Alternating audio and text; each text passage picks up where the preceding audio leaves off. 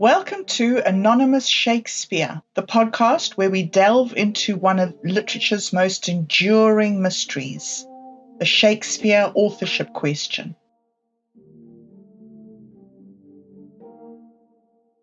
I'm your host, bobdub, and together we'll explore the fascinating debate surrounding the true identity of the genius behind the world's most famous plays and sonnets.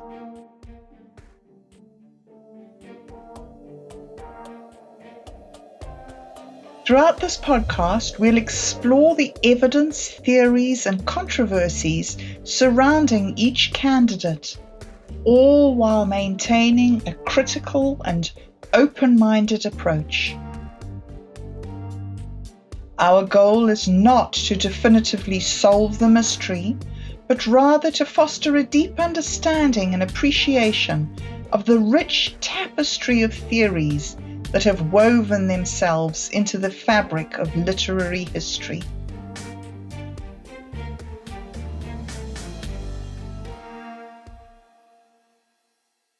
So, whether you're a seasoned scholar, a curious listener, or somewhere in between, join us as we venture into the labyrinth of the Shakespearean authorship question. But remember, the views expressed in this podcast are those of the individuals involved and do not necessarily reflect a consensus or definitive answer. Now let's just jump into it. Well, good afternoon, everybody. Welcome back to Shakespeare. We are bobbing along again today with Otto and Roger, and as you know, Otto is from Navakavada Buddhism. He is a Shakespeare connoisseur and a long-time member of LIT. So welcome, Otto. Good to be here as always, Roberta. Thank you. And our second panel member is Roger from Roger Hanson Live. He is a live streamer. He has a number of very interesting in-depth shows. He runs the Wonderful World of Weirdness channel on YouTube, and he is a Shakespeare pundit. Welcome, Roger. Oh, thanks for having me. Awesome. And today, just to get started, we have a few questions that have come in over the week. So I thought, gentlemen, if we could just start, I'll address this first one to you first, Otto, and then you, Roger. So, Okay. What is the point of looking back at history to a place that is so far away and trying to decide what happened back then?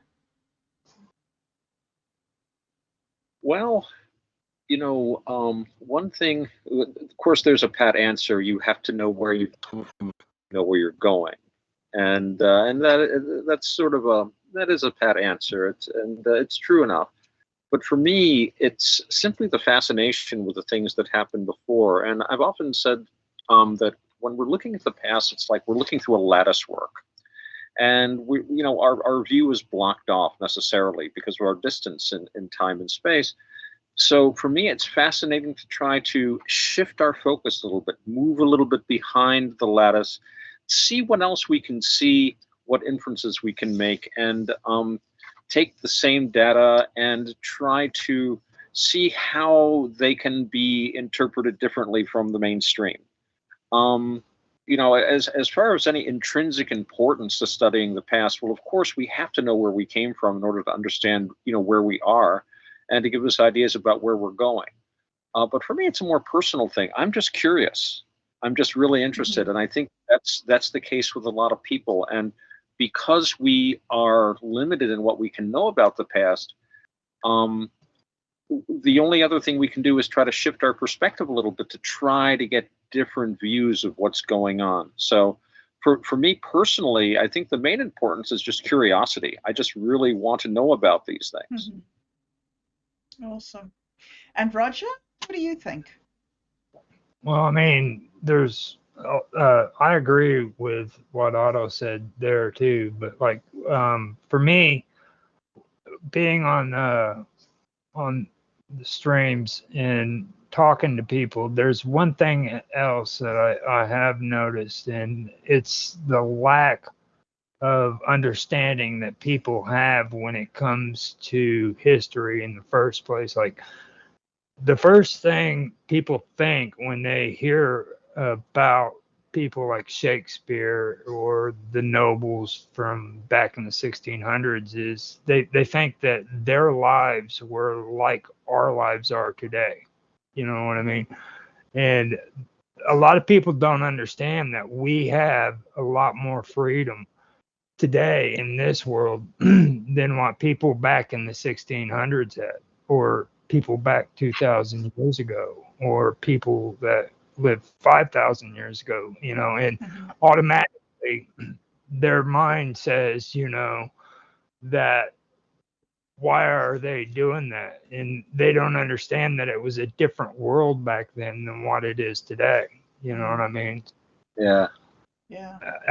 I think that we've lost a connection to who we used to be compared to who we are now. You know what I mean? There's like no education that's telling you, look, this is the way it was back then. You know, Yes. for me, I have to take my life and the way I live my life, and I have to move it out of the way, and I have to look at it from their perspective. You know, and that's something that I think a lot of people lack today. Yeah. I see where you're coming from there. That's I've heard that called the presentist fallacy, the idea that people that we read about or study in the past acted or think the way we do in the present. And that's an important point. We do have to clear a lot of our preconceptions out of the way when we're trying to understand what was going on hundreds and hundreds of years ago, or even thousands of years ago. A lot of the things that we take for granted and think are just obvious ways of thinking would never even occur to people back then. So that is a very good and important point. Okay, well, let's do the second question then. This one says, I haven't heard of suggestive evidence before. It's obviously not something that'll hold up in a court of law. So why should we consider it? Let's start with Roger and then go to Otto on this one. Well, first of all, I don't really trust 3/4 of the things that can stand up in the court of law, Good point. Most of the laws that are freaking being obeyed today are statutory laws, and those laws stem from old, like, Roman laws that were created like 2,000 years ago. So when it comes to most of this information and stuff, the reason why I listen to it is because I enjoy it, just like you said, Otto. I don't care if people like this topic or if they don't like this topic. I like this topic. I do it because of the enjoyment, and you don't find too many people who actually want to know about their past, and they don't want to know about where they came from, and that's fine. I'm okay with that. I mean, if that's the kind of life that you want, then go ahead and be that way. But I just choose to not be that way. I'm a very curious person. I've always loved searching out things, and I find mystery and stuff like this, and excitement. You can do the same 9 to 5 every day of the week if you want to, but you're still gonna have a miserable life. I mean, get a hobby. Yes. That's what I've got. I've got a hobby. This. Right. I wouldn't invest thousands and thousands of dollars into trying to find out the truth behind Shakespeare. I don't want to go broke. So yeah, you're not obsessive, but Right. So what do you think then, Otto, about suggestive evidence? Well, yeah, I know what he's talking about because a couple of times last time I talked about things that are not really what I'd call proof, but are very suggestive, such as and that chart that I posted last time. I don't know if we showed it to the viewers, but um, just linguistic analysis of the use of certain words in the plays of Christopher Marlowe, the few plays that were attributed to him. And when you chart them with Shakespeare's use of these same words, you can see a pattern that seems to show a certain, growth in the use of these words. And again, I was saying this is very suggestive. And I think the reason we have to look at suggestive evidence is, well, first of all, I'd point out that a lot of our historical evidence is suggestive. A lot of the things that the Stratfordians accept are purely suggestive. The mainstream Stratfordian view of Shakespeare is full of phrases like, we are confident in assuming, and we imagine that, and since this school existed in Stratford-on-Avon, then we are confident in assuming that the young Will Shakespeare attended, and all these sorts of things. So a lot of this is suggestive evidence too. Mm-hmm. And it gets back again to that whole very limited access we have to the past. Suggestive evidence is sometimes the only evidence we have. And even though one piece of suggestive evidence might not, quote unquote, stand up in court, you can build a preponderance of evidence. In other words, things that can show a likely direction for things to be in. And so I think it's important to look at this because sometimes it's all we have. Mm-hmm. And things suggesting things, again, it's simply a suggestion. And I'm going to echo Rob here too, where this is basically an interest that we're having here. This isn't going to decide the fate of empires or anything like this. But if we're going to talk about this subject and look at these issues, this is the evidence that we have to work with. And as Roger points out, it's great fun. This is again part I sometimes call it the Cirque du Soleil of the mind. Where it gets back where you allow your mind to do these gymnastics, and the only rules is that you're consistent in your assumptions, and that they can and they stick to the evidence that we have. It's confined to things that we can talk about. And if we do have suggestive evidence, we're careful to point that out. We're not claiming, yes, this is so. We can say, well, this kind of suggests this. Let's look at this idea. Yes. So that's what I would say. That's really interesting. Okay, so the third question is from somebody who is obviously a little bit more sensitive about it and not taking it in the same investigative spirits that we are. He says, isn't this whole conversation just feeding into the anti-colonialist narrative? Isn't doubting Shakespeare just another way of devaluing the English language? What would you say to that, Otto?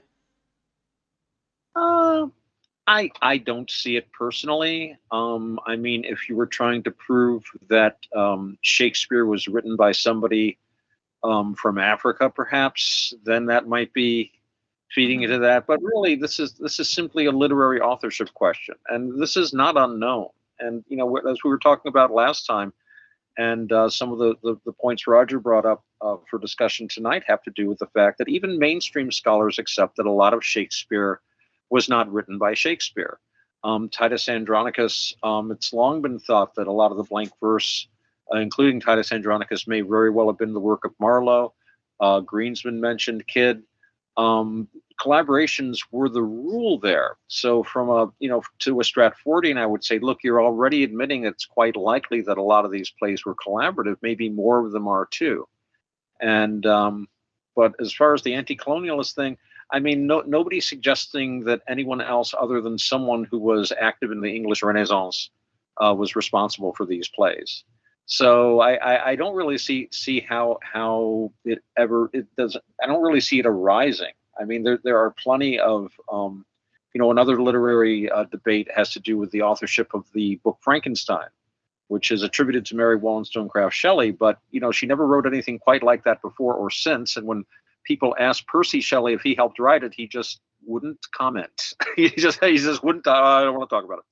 So so it's simply another literary debate. But I don't really see how it connects to the whole anti-colonialist movement at all, personally.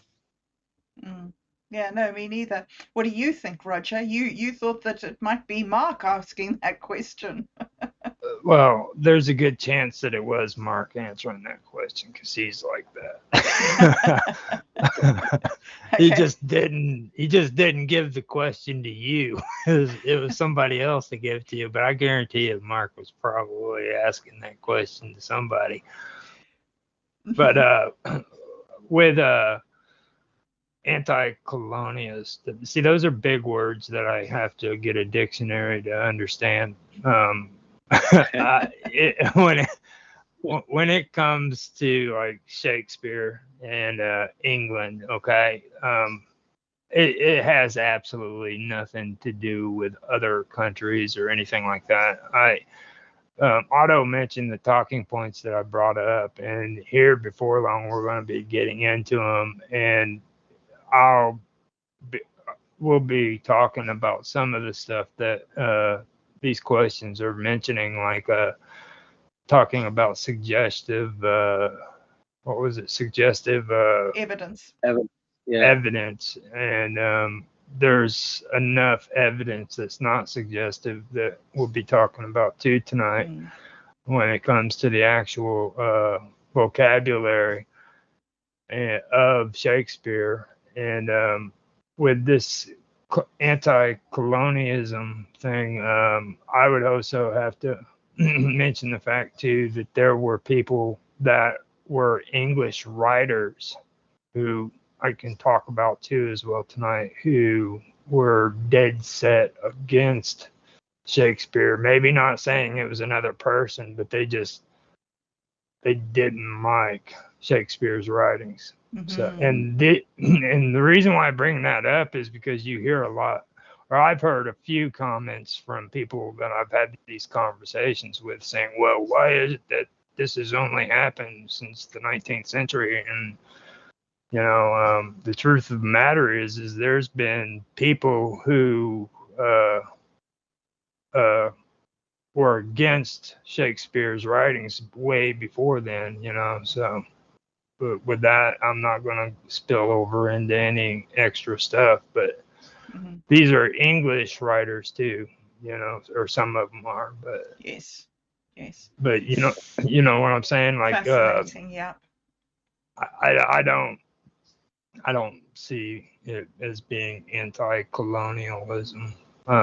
Shakespeare's writings was great writings.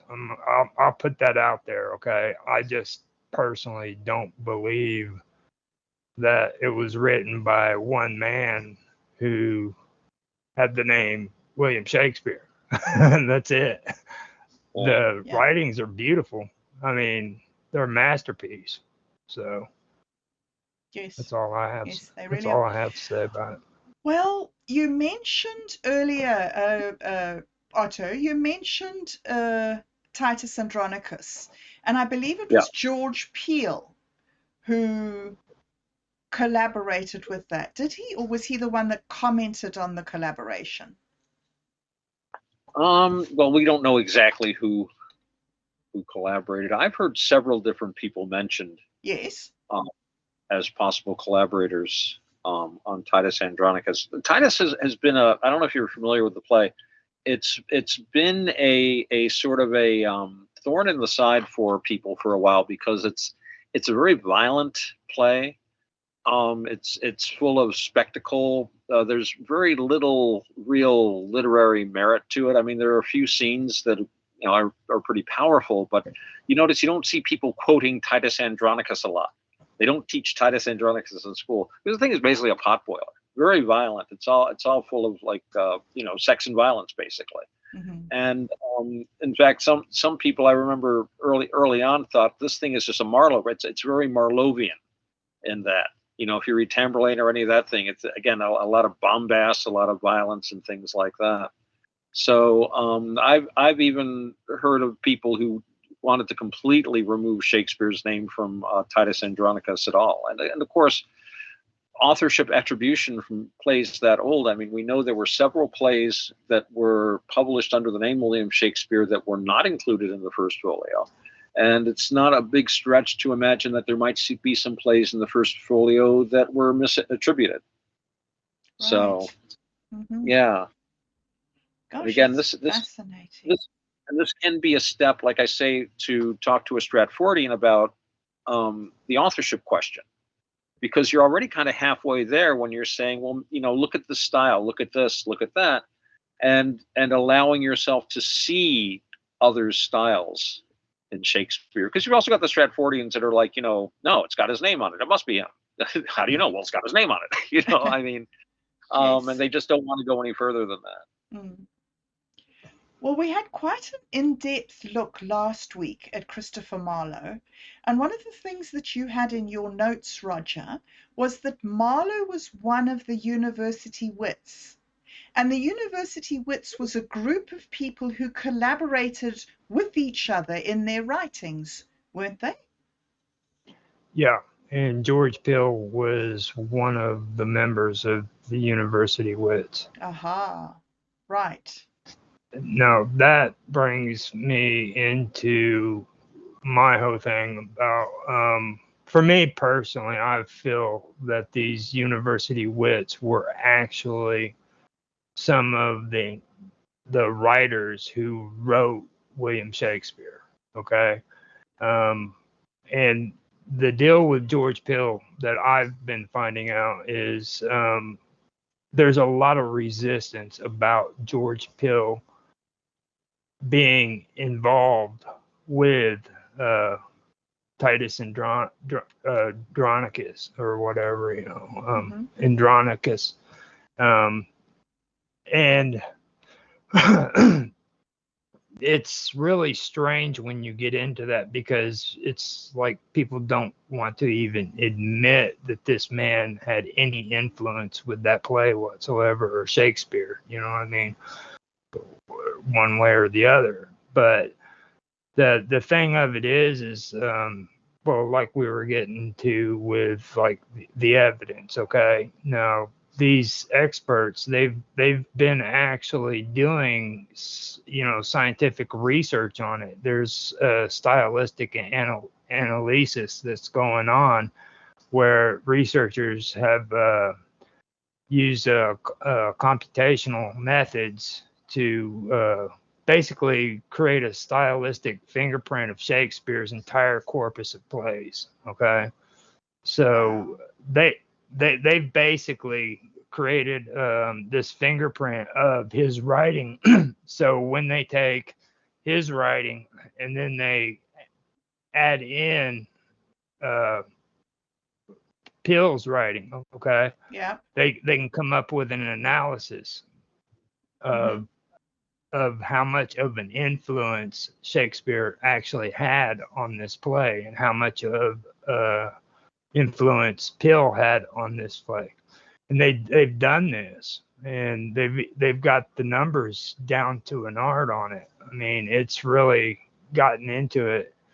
And the thing of it is well, what I found out from my research is that researchers found that some of Shakespeare's earlier works, such as Henry VI plays and Titus Andronicus, were thought to be collaborations. And the reason for it is because they found Shakespeare's influence in it, and then they also found George Peele's influence in it. You know what I mean?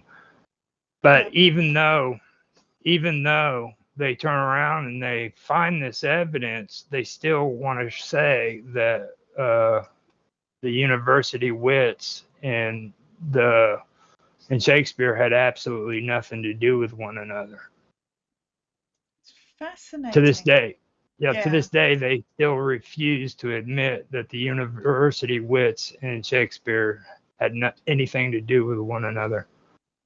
And why, Roger? Why is you have this group of people who are collaborating with each other, and who are writers and who are all pinging off each other and talking to each other and experimenting with each other's styles.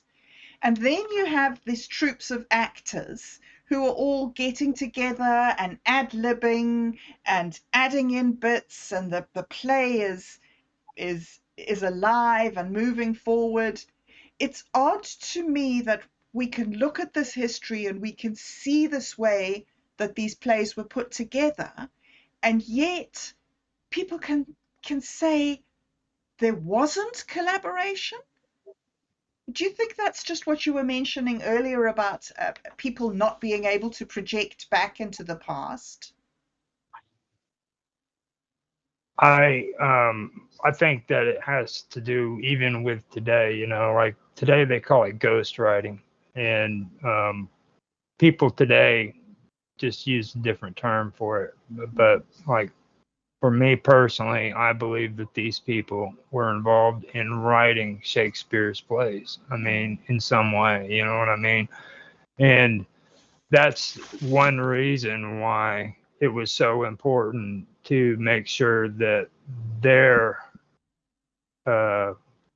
whereabouts and what they were doing had to be separate from everything that appeared to be what Shakespeare was doing. You know what I mean? Mm-hmm. So that's kind of where I'm at with that. You know what I mean? And I don't know. To me, it's really odd that Shakespeare's two playhouses that he did own too, also is supposedly never been involved with the university wits as well. You know what I mean? They were separated in every way, even the playhouses. What's your take on it, Otto? Well, again, it is interesting when we're looking at actual contemporary remarks about Shakespeare. You've got things that were written by people that were living at the time. Like the famous line about the upstart crow from right. Green's worth of wit, and things like that. A shake scene. And these are probably with a good deal of reason, attributed to or considered to be a reference to Shakespeare. Then you get like people writing, like within a century later, saying, "Well, we had this tradition, or we had that tradition, or something like that." But as far as the university wits, it's interesting the criticisms that they make about Shakespeare's work. It does seem to be like just artists jabbing at each other, and as far as the collaborations go, I think that there is very firm evidence, and as Roger was pointing out, we've got good statistical evidence. They've done they've analyzed the word order and the use of certain words, and again these are very suggestive. Again, it's like I always say, unless you've got a time machine, you can actually watch somebody putting ink into, dipping his quill into the ink and writing. We'll never know for absolutely sure. But you can definitely see the style of certain people being reflected. And I will point something else out too, and this gets back to something you'd mentioned that your mom talking about, the production of literature at that time.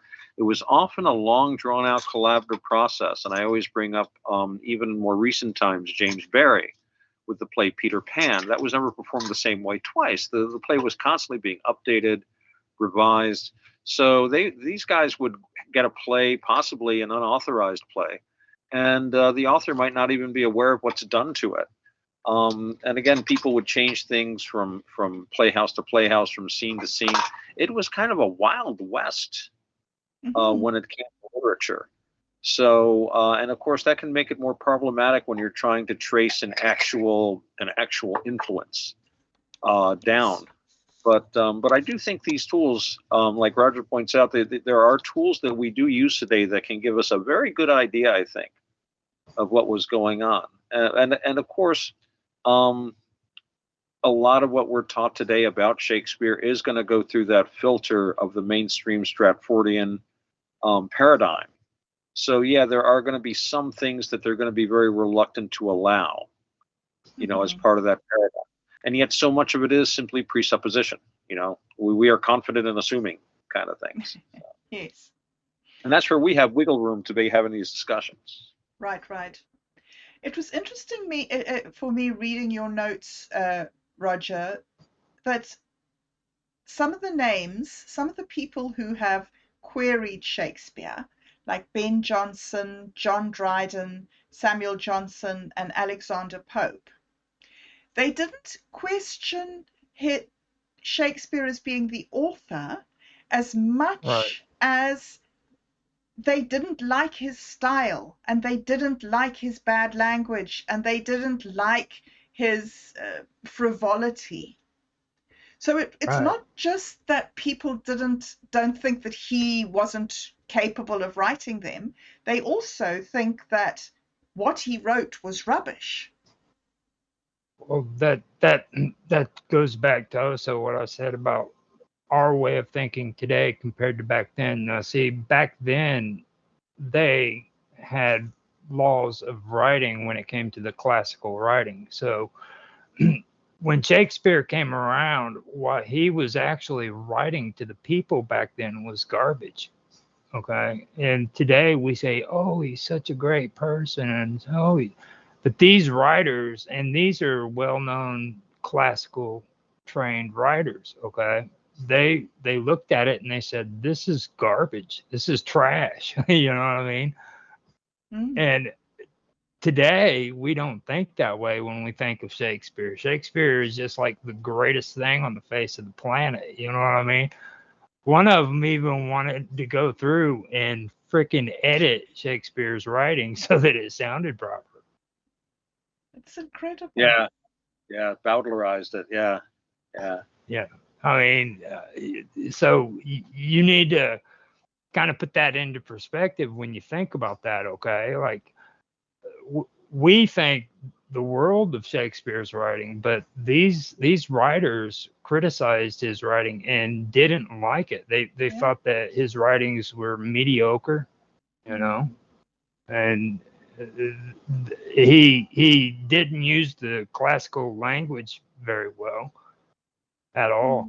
Like a lot of the old Roman references that he makes has been they've been trying to link them to old pamphlets that were put out of really bad Latin stories that were being put out during that time period, which I can understand that's probably where Shakespeare got all that from, because they weren't very historically correct, in a lot of their ways. And I did a little research on that one. I didn't get too deep into it, but I can see that, you know what I mean?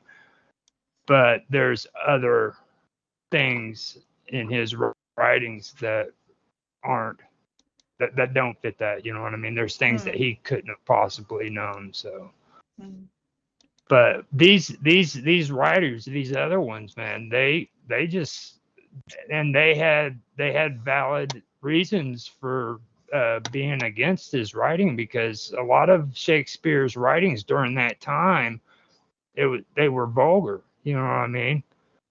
Yes. He would he would freaking compare kings to clowns.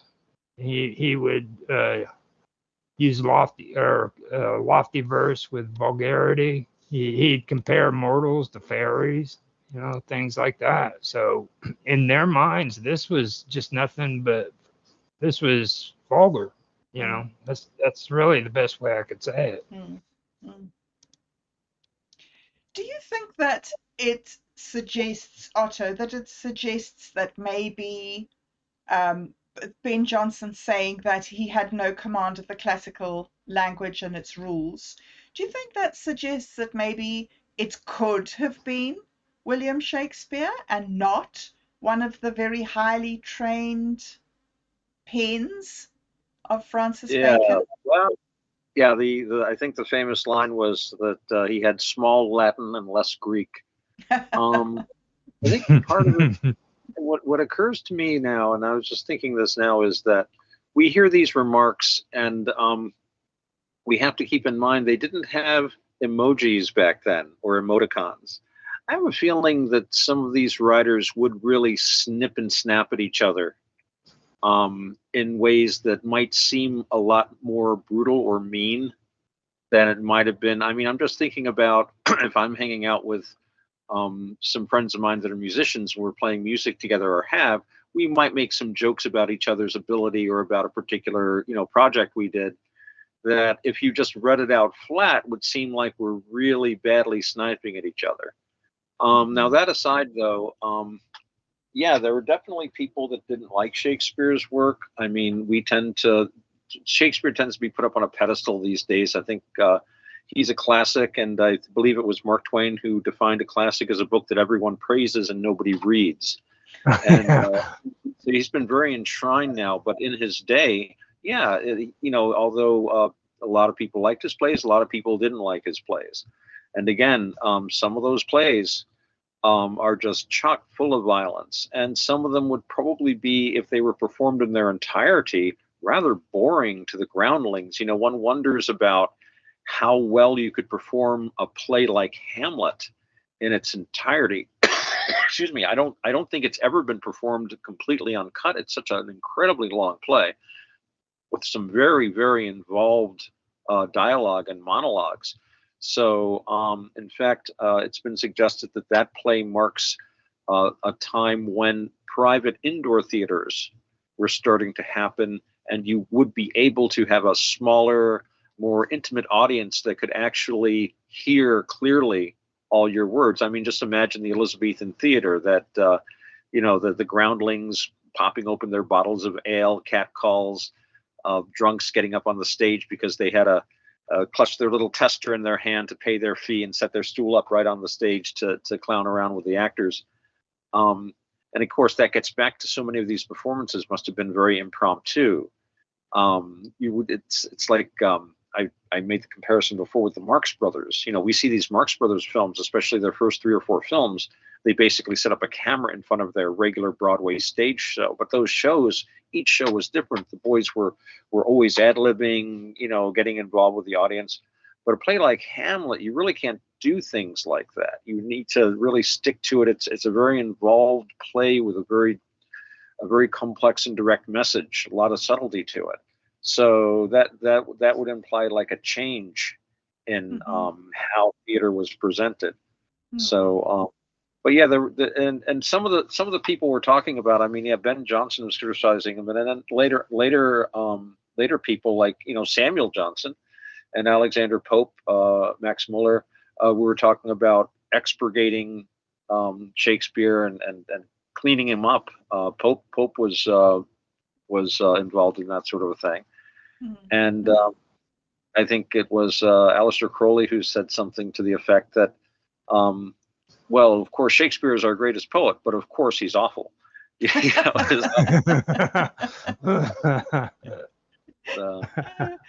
So interesting to me that they criticize him. Samuel Johnson criticized him for having implausible plots. I think that part of the whole sort of Shakespeare genre is that a lot of it was comedy, wasn't it? It wasn't meant to be a serious history or a serious commentary on the time, was it? Yeah, that Dr. Johnson was he liked to pick at things, I think, sometimes. I think they mentioned in our talking points, Johnson deplored his fondness for punning. I think puns are great, so that's a personal call. But yeah, a lot of these plays, the people came there because they wanted to see that show. I mean, look at the titles, As You Like It. I mean, it's just saying to the audience, this is the way you like it. We're going to have a happy ending, and we're going to have a hero and a heroine, and it's going to be a duke living off in the woods. And As You Like It is basically a Robin Hood fantasy. So yeah, I mean, again, these were meant to be entertainment. All these plays and all the actors, They were there in show business. They were in the entertainment industry, Mm-hmm. and it's hard work. And but no, nobody's expecting it to be real. I don't think that the crowds, the groundlings especially, were going there expecting them to have every detail right of what Henry VIII's court looked like or what Julius Caesar would have been wearing. And they certainly didn't care about the implausibility of the plot. They had to get through that play within a couple of hours. Yeah. We were talking. What was it about? A situation comedy. You were talking about that, Roberta, when you were a kid. You realize in a half-hour show you've got 10 minutes to present the problem, 10 minutes to solve the problem, 10 minutes to resolve the problem. No, 10 minutes to present it, 10 minutes to have the problem, 10 minutes to resolve the problem, and at the end of the show, everything has to be right back where it was at the beginning of the show. And people want that. They want their usual little drama. So as far as the implausible plots goes, come on, Dr. Johnson, you're just was that on Blackadder? That marvelous brain box, Dr. Johnson. I've got to agree with you too. Like the puns, I think is really what drove these guys nuts. I think the puns are what really drove them nuts more than anything else. They hated it. Every single one of them mentions that. The puns. Well, they I think they resented the idea that somebody would write funny stuff that it was what we would consider today Beavis and Butthead. I think Beavis and Butthead are hilarious, but there are some people that he dares to make a pun, he dares to make a joke that the groundlings will laugh at. That's half your craft there, man. You've got to make the audience laugh. Mm-hmm. And they love puns. And we have this criticism. But another thing that we're now going to discuss, I think that we should now discuss, is that Shakespeare introduced thousands and thousands of new words into the English language.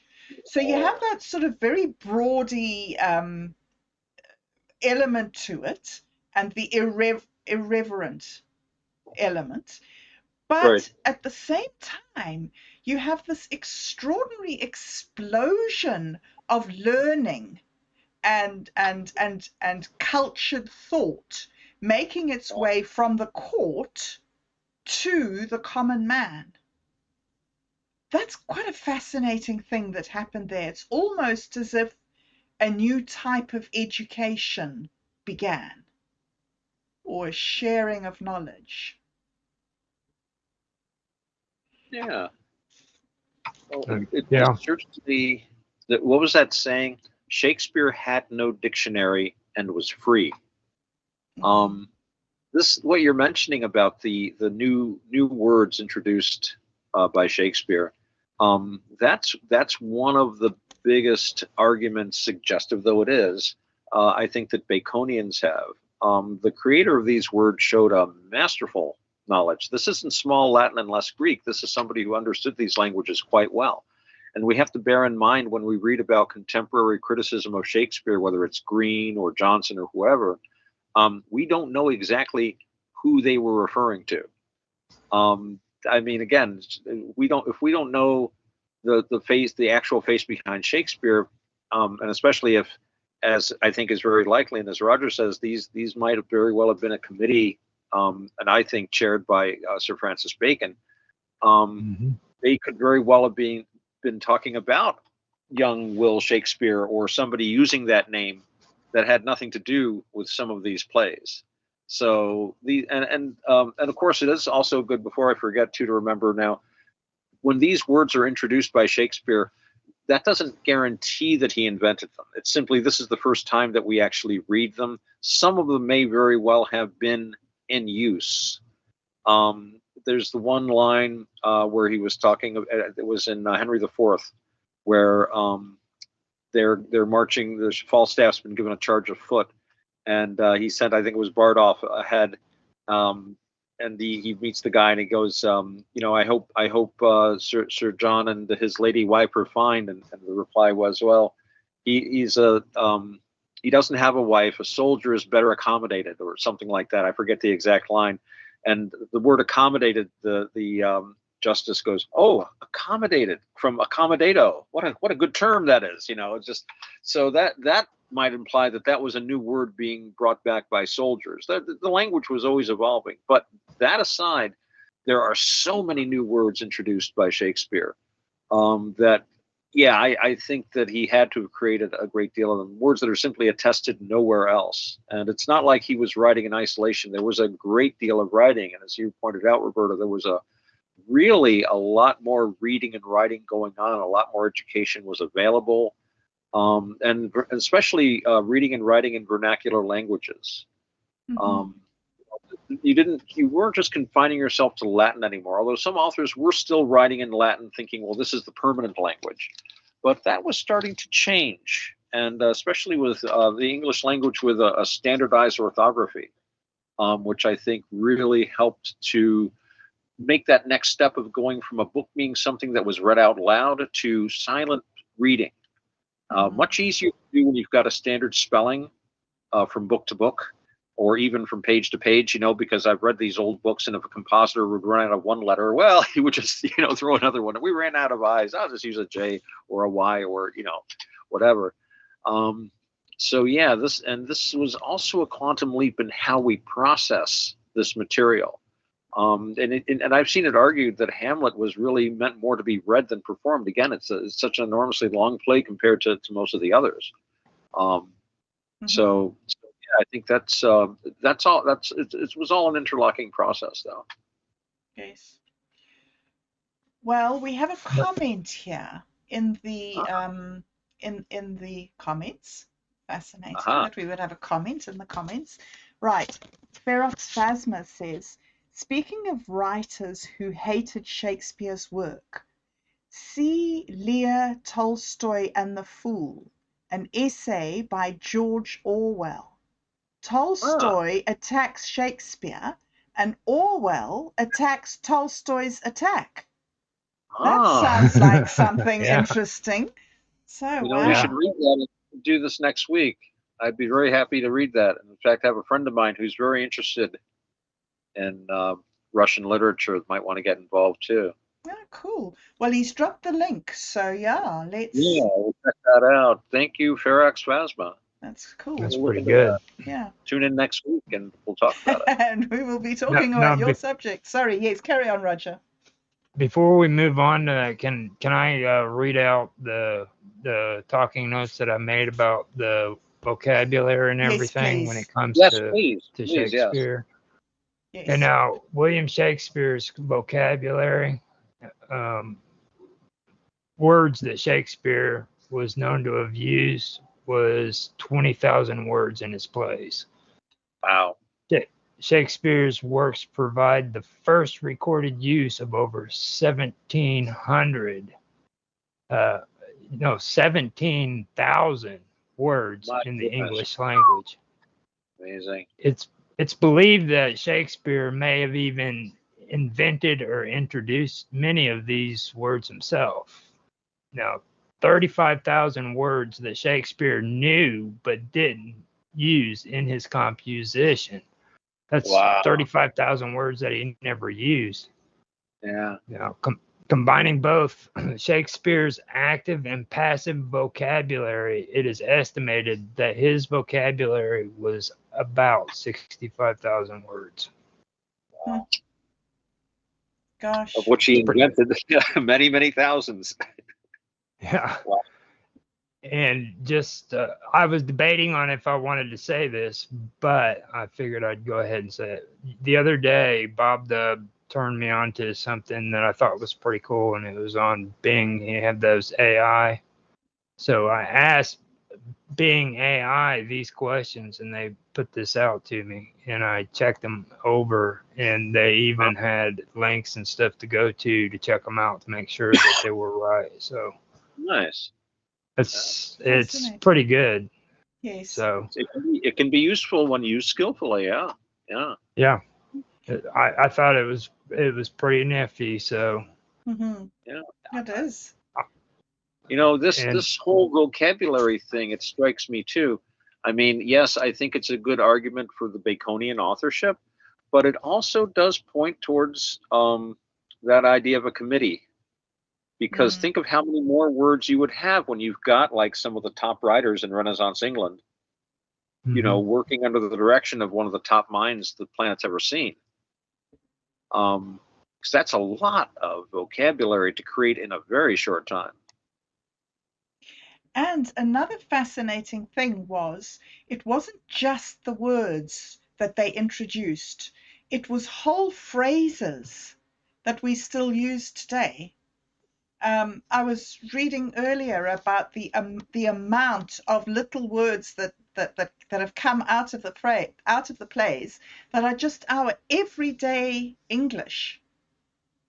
You know, I can't think of any of them at the moment, I'm afraid. But yeah, so it was not just the words themselves, but the way that the words were used and strung together. I was thinking you meant like aphorisms, like it's an ill wind that blows no one to good, and things like that. Those sort of things, yes. And hen's teeth, I think. Funny. A lot of those, the jokey, like sort of old wives' tale-y sayings that we have. Okay. Or to be or not to be, classic things. A horse. Most famous one of them all right there. Yeah. To be. Yes. No, the average person, English speaker, has a vocabulary range. An adult who's native English, today they have an average vocabulary of 20,000 to 35,000. Okay. But they also say that back then, during that time period, that the vocabulary was much smaller, and it was mostly due to illiteracy, like what Otto or you've been discussing. You know what I mean? Like their vocabulary was a lot smaller because there was a lot more illiteracy during that time period. But on the bright side, though, people between 18 and 24 today typically have a vocabulary size of only 10,000 words. Wow. So that kind of gives you an idea, because even 18 to 24 years old, they've still been educated in school. You know what I mean? In theory, you've been graduated from high school at 18, so in theory, you're supposed to have a good vocabulary, Right. I guess so it's another So it kind of gives you an idea of how much smaller the vocabulary range was back during the 1600s. So it would have had to have been less than freaking 10,000 words. Definitely. Because I personally have no doubt in my mind that an 18-year-old would have a better vocabulary than most people in the 1600s. There's no doubt in my mind, because you would hope anyway. Although the education system today, you never know. Yeah.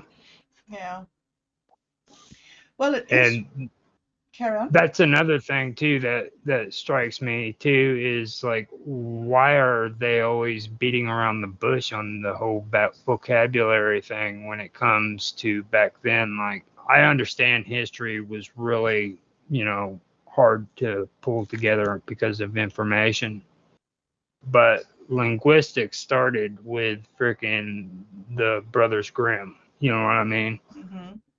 And that was during the same time period. So with linguistics today, they should still be able to come up with some kind of idea about vocabulary. Well, vocabulary has more to do with writing.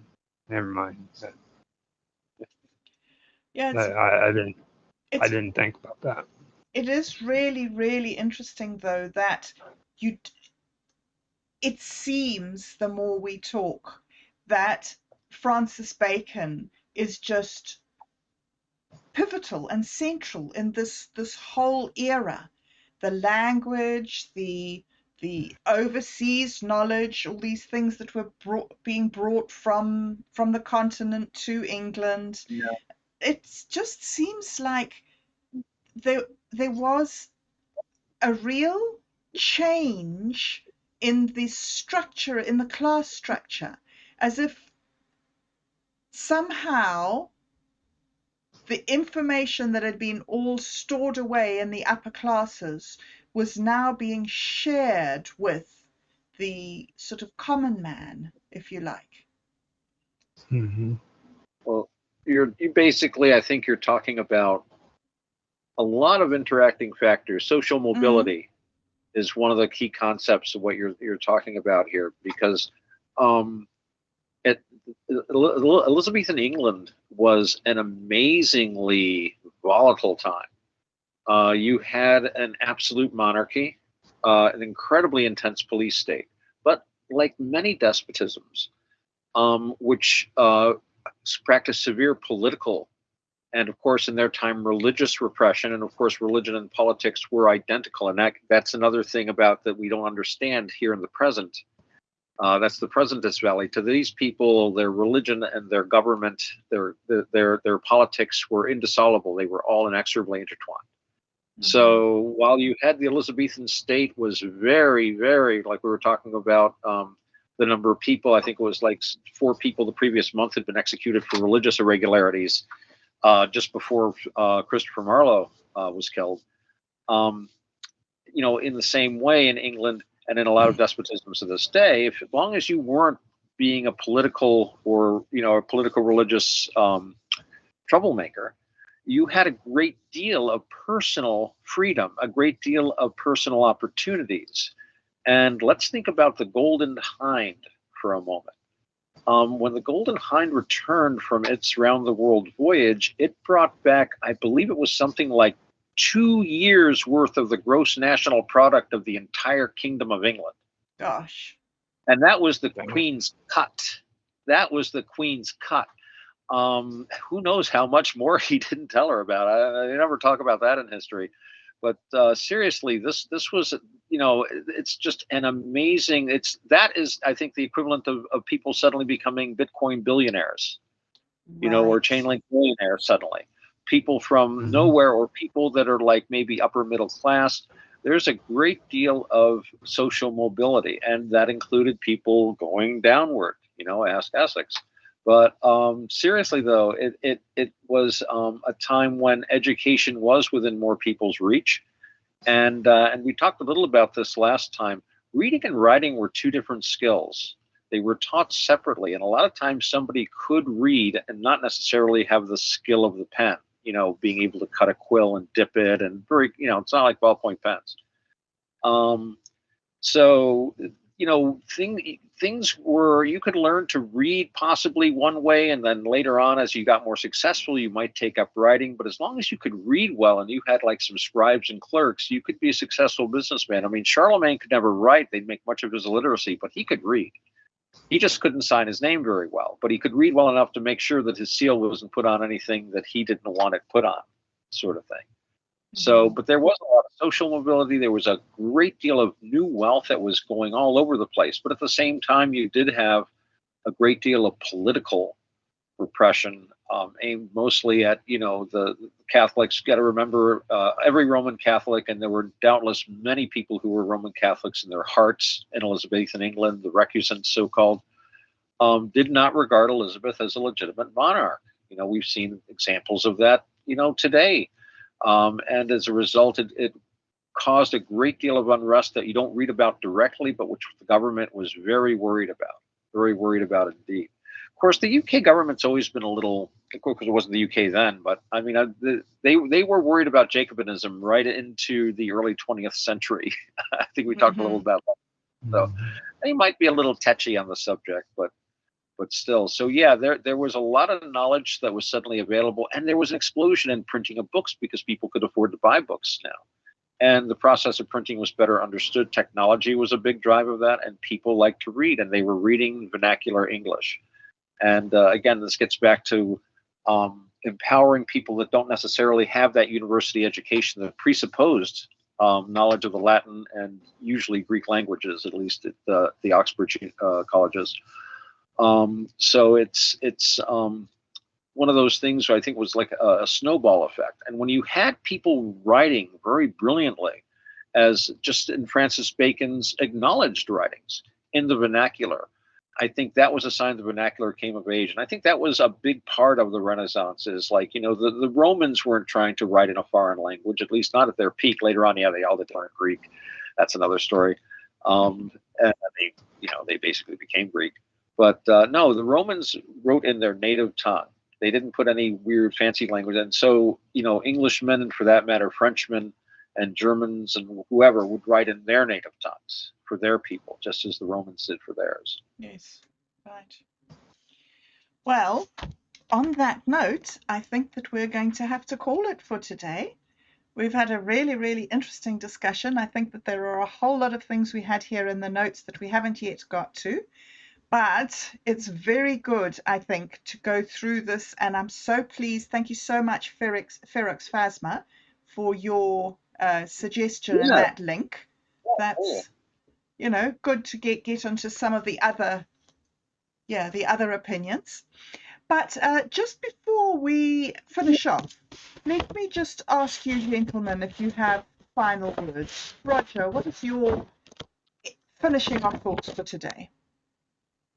Well, today, first let me say something too when it comes to these talking notes, okay? The talking notes, there's a lot in there, but with these talking notes, it doesn't matter about finishing it all. It was just a way of kind of like giving some ideas to talk about, you know what I mean? Right, yeah.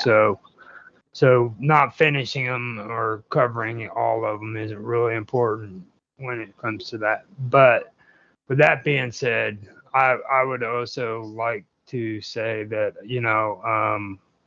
again, for anybody who thinks that we're trying to change the world by doing research on Shakespeare, just put that out of your mind, okay? Anybody who thinks that they can do it by researching this stuff and making some crazy change is out of their mind. And I'm definitely not going to be spending any money doing this stuff, because if you want to hear about craziness, I can talk to you about the Baconian cipher. All right, now that is crazy. And we haven't even brought that up. We're getting there. Be great. These are the introductory shows. Yeah. No, Roger, we're getting there. We want to know all about the ciphers. I think you have a whole lot of things up your sleeve too, don't you, Otto? Well, the ciphers, that is a can of worms that is almost limitless. Limitless. It would be fun to get into some of them. I don't know if you're familiar with, I forget the guy that built it, but it was like a Shakespeare mangle. It was like the guy took a couple of drums and took all of the pages of the first folio and all the pages of these other works that he attributed to Shakespeare and pasted them all from left to right and put them on a big drum and made a belt out of it. He would crank it along to find correspondences there. And I have no idea how it was supposed to work. It still exists, though. It'd be interesting to recreate. But yeah, people have gotten very intense about the ciphers and stuff. All I'll say is that they're suggestive.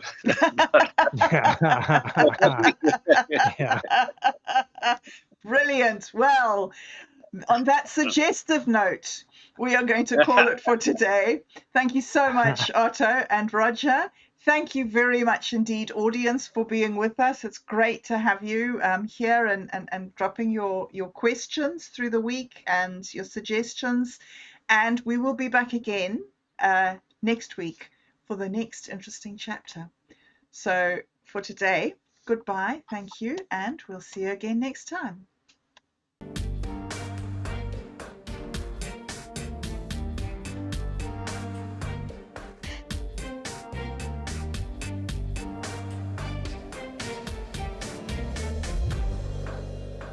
So, what do you think? Who was it?